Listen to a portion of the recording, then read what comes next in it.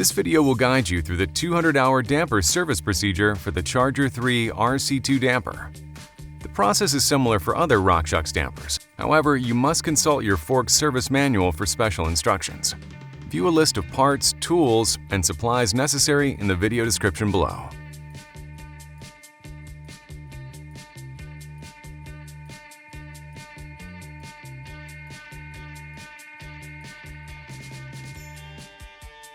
Rotate the compression adjuster knobs counterclockwise to the full open position until they stop.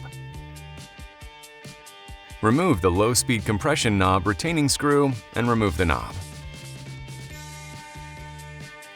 Loosen the high-speed compression knob set screw, but do not remove it. Remove the high-speed compression adjuster knob and remove the detent plate.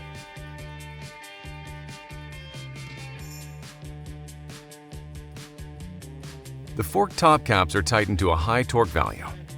Ensure the fork is held securely in the bike stand. To avoid damage to the top cap, press the top cap cassette tool squarely and firmly down when loosening. Use a socket wrench with a long handle for extra leverage. Unthread the damper top cap and remove the damper assembly. Press down firmly when loosening the top cap. Use your fingers to guide the damper and damper shaft out of the upper tube without scratching the shaft. Clean the inside and outside of the upper tube. Clean the upper tube threads.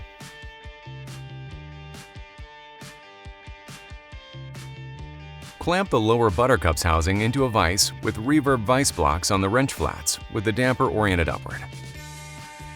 Unthread the upper buttercups housing from the lower housing.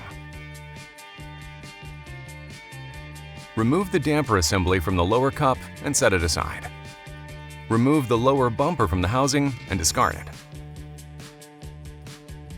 Do not remove the alignment bolt. Remove the lower buttercup housing from the vise and clean it. Clamp the damper shaft close to the end plate into the 10mm slot of the vise blocks with the damper oriented downward. Clamp the damper shaft only tight enough so it does not spin when the buttercup shaft end plate is removed. Scratches can cause oil to leak. Replace the rebound damper assembly if a scratch is visible. Unthread and remove the shaft end plate from the damper shaft.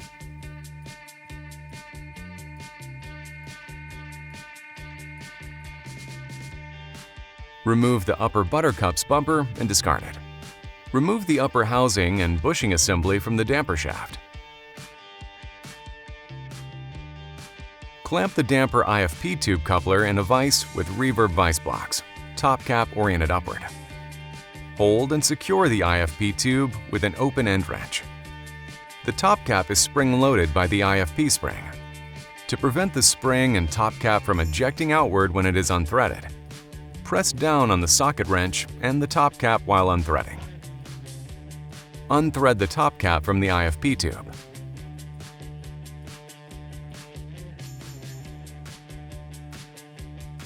Remove the top cap and IFP spring from the IFP tube.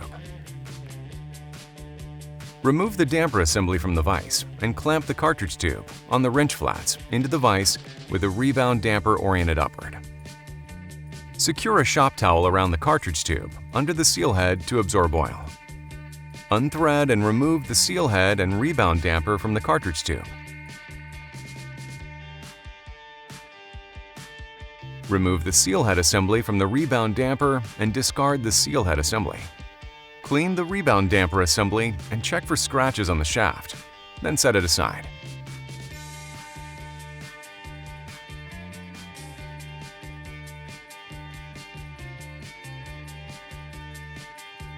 Remove the cartridge tube from the vise and pour the damper oil into an oil pan. Clamp the damper tube assembly back into the vise on the IFP tube coupler hex wrench flats with the IFP tube oriented upward. Unthread and remove the IFP tube assembly from the IFP coupler.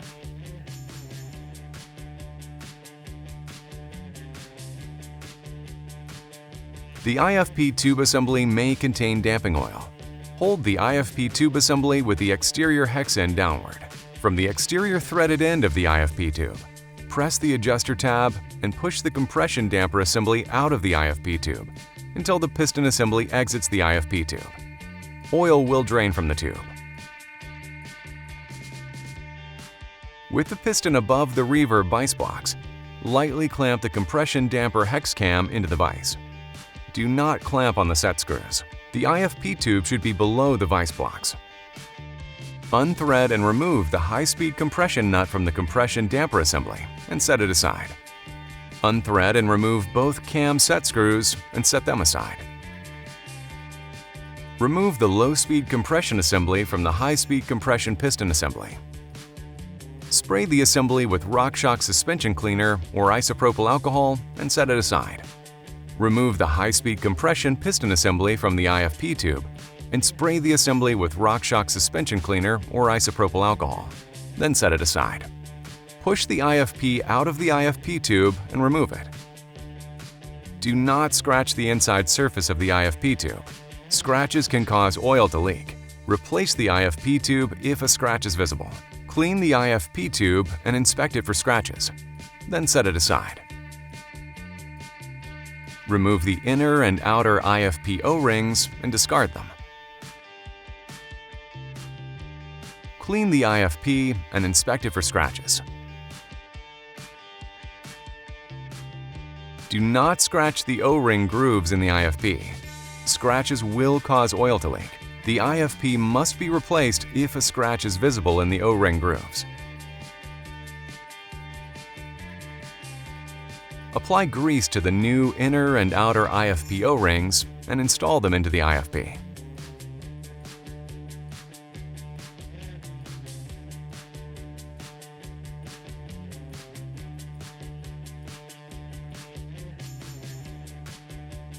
Apply a thin coat of suspension oil to the inner surface of the IFP tube. Insert the IFP into the IFP tube.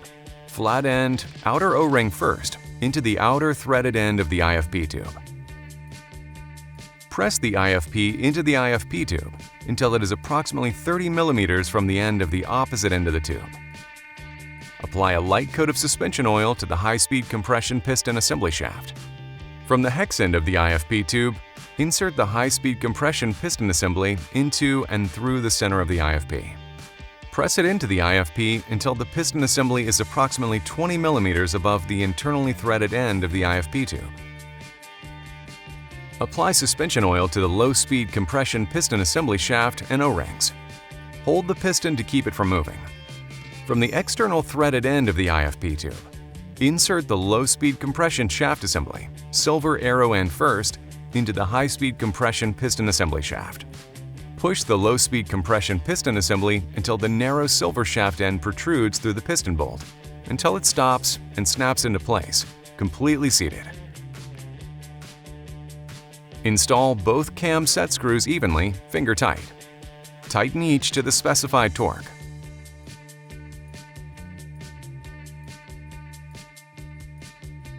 Pull the piston up until it is above the end of the IFP tube. Clamp the high-speed compression assembly into the vise at the cam hex wrench flats. The piston should be above the vise blocks, and the IFP tube should be below the vise blocks. Do not clamp on the set screws. Install the compression nut onto the inner low-speed compression rod end and tighten it.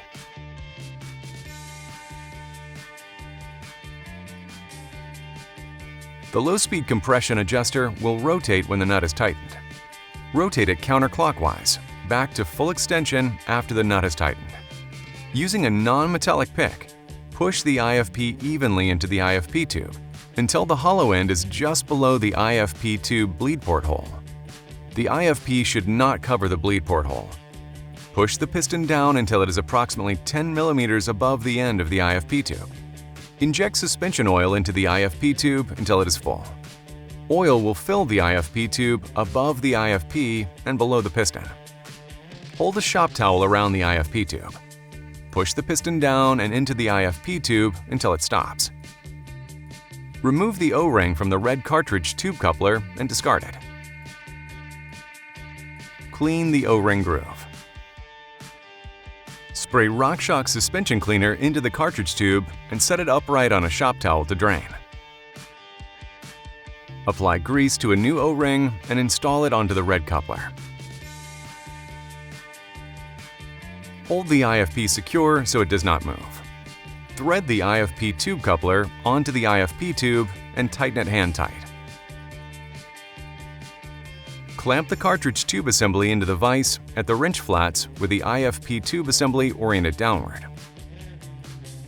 Tighten the IFP tube and IFP coupler onto the cartridge tube. When tightened, the IFP tube, IFP coupler, and cartridge tube will all be tightened to the same torque. Pour suspension oil into the cartridge tube until it is full.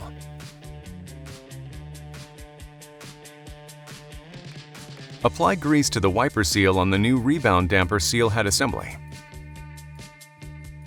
Install the seal head assembly onto the rebound damper shaft and slide it to the rebound piston until it stops. Clean the grease from the shaft threads.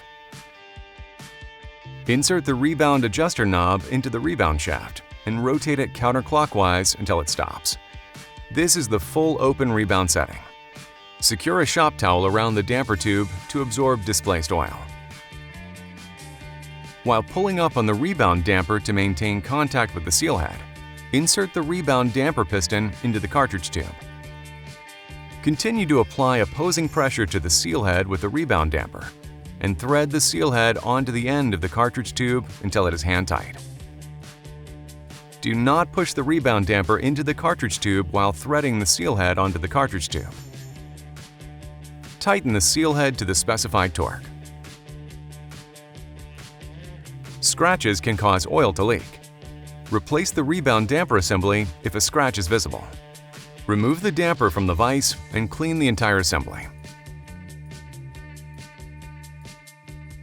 The Ultimate Charger RC2 damper shaft buttercups assembly is not compatible with Select Plus Charger 3 RC2, Select Charger RC, and base Rush RC rebound damper shafts.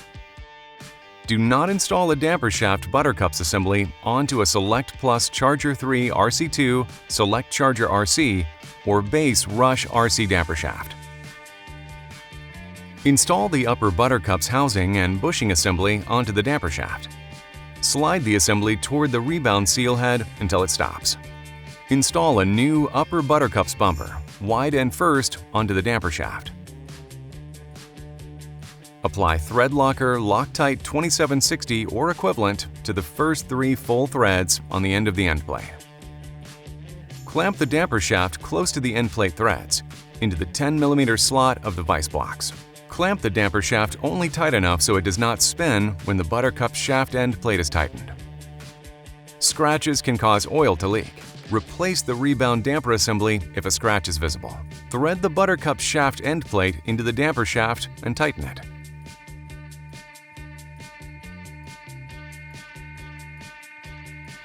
Install the new lower buttercups housing bumper into the lower buttercups housing, wide side down in alignment with the bolt. Apply thread locker Loctite 242 or equivalent to 3 full outer threads on the lower buttercups housing. Slide the upper bumper to the end plate. Install the lower buttercups housing bumper assembly onto the buttercup shaft end plate. Insert the bolt through the end plate bolt hole and upper bumper. Thread the upper buttercups housing onto the lower buttercups housing, finger tight. Remove the damper shaft from the vise. Clamp the lower buttercups housing into a vise on the wrench flats. Damper oriented upward. Tighten the upper buttercups housing onto the lower housing.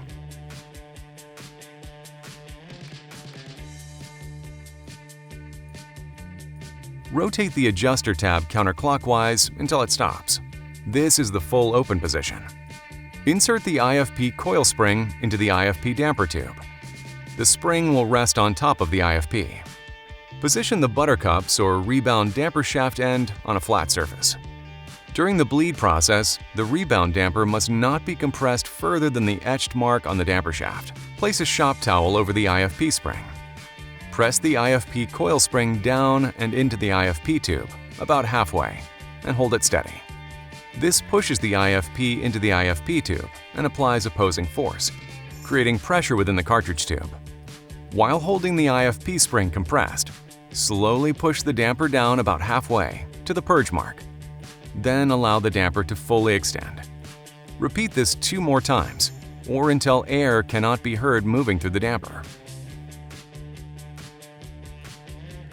While still holding the IFP spring compressed, slowly compress the damper until the rebound seal head is even with the purge mark on the rebound damper shaft. During the bleed process, the rebound damper must not be compressed further than the etched mark on the damper shaft. A small amount of oil should purge from the bleed hole in the IFP tube. Lift the damper up slowly while maintaining pressure on the IFP spring and allow the rebound damper to extend. Compressing the IFP will apply opposing pressure in the damper to allow the rebound damper to extend fully. Repeat this process 2 more times, 3 total.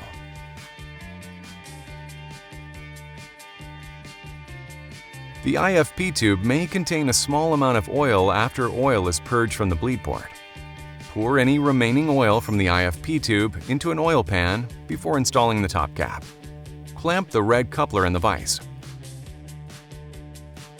Align the keyed end of the compression adjuster under the top cap with the low-speed compression damper adjuster tab. Align the keyed parts. Press the top cap down, compress the IFP spring, and engage the top cap thread slowly.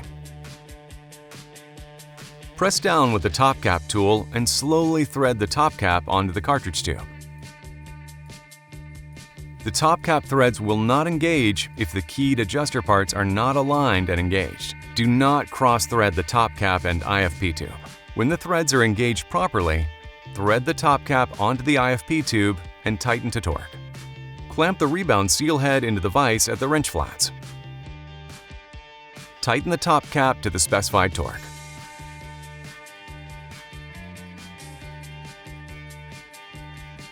Temporarily install the low-speed compression adjuster knob on the compression adjuster. Install and tighten the retaining screw finger tight. Rotate the low-speed compression adjuster clockwise until it stops at the last detent. This is the firmest low-speed compression setting. Oil may exit the cartridge tube bleed hole. Wear safety glasses and keep your eyes and face away from the bleed hole when compressing the rebound damper. During the damper test process, the rebound damper must not be compressed further than the etched mark on the damper shaft. Push the rebound damper into the cartridge tube slowly. Firm and consistent resistance should be felt with no gaps in movement. Do not push the rebound damper end further than the etched mark on the rebound damper shaft. A small amount of oil may purge from the bleed port. Rotate the low-speed compression adjuster counterclockwise to the full open setting and repeat the compression test. Light, consistent resistance should be felt with no gaps in movement. Cycle the rebound damper up and down with the compression adjuster in the full open position until oil no longer purges from the bleed port.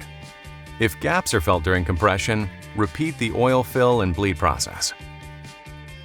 If the assembly process was successful, set the compression damper to the open setting and remove the shop towel and wipe away any oil from the assembly.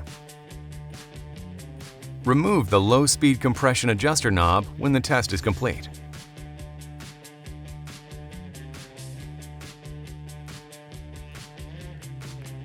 Remove the O-ring from the top cap.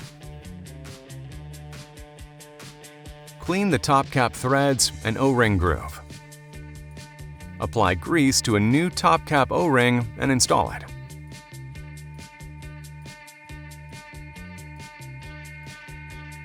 Install the damper assembly into the damper side upper tube.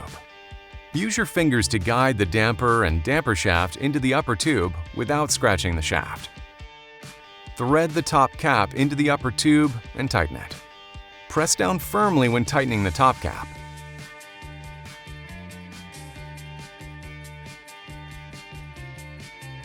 Remove the white ring from the low-speed compression knob and discard it. Clean the groove. Then install the new white ring. Install the high-speed compression knob detent plate with the adjustment tick mark oriented to the back of the crown, perpendicular to the steerer tube. Rotate the large high-speed compression adjuster cam clockwise by hand until it stops. Install the high-speed compression knob and align the tick mark with the alignment tick mark on the detent plate at the back of the crown. Tighten the high-speed compression knob set screw. Check the function by rotating the knob counterclockwise and confirming each detent tick mark aligns with the tick mark on the detent plate.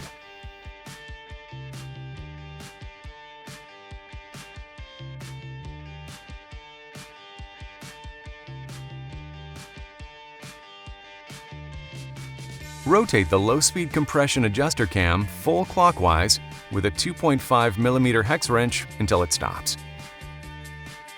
Install and position the low-speed compression adjuster knob and position the knob with the low-speed compression and high-speed compression alignment marks as pictured.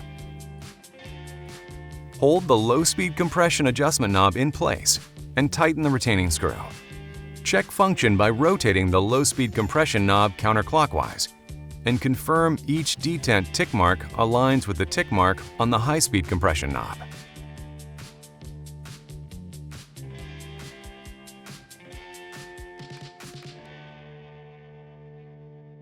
Follow the link in the video description below, or click the link in the upper right corner for instructions on how to install the lower leg.